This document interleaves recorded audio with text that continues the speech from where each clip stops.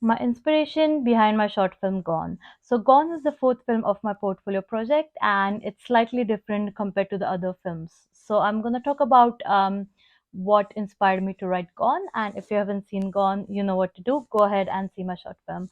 But so, here's the story. So, between 2014 and 2017, I lost all four of my grandparents, who I was very close to in childhood and my teenage years. And in 4 years, I suddenly lost all of them. And personally, it was very difficult for me to cope with their deaths. I couldn't even accept the fact that they were gone, and it was really hard. I struggled internally, and I was just I was in a very dark place after their deaths. And people say life goes on, but it just couldn't happen for me. Like, obviously, I was doing things in my life, but in the back of the mind there was the pressure, the sadness, the loss, still there for a long time. It still is, but it's getting better over time. But so eventually all those feelings of mine got channelized into an idea for a short story I was writing, and then that got converted into the script for Gone. So yeah, Gone is a bit personal for me because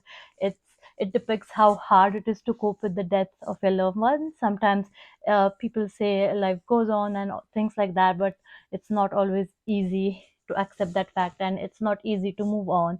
So eventually you do have to move on, but the struggle to move on, the period from losing someone to the point where you have finally accepted that loss, that period is a tough period, and that was my inspiration behind Gone. So yeah, so that's the story of my script for Gone. And if you haven't seen the short film yet, do check it out on my channel.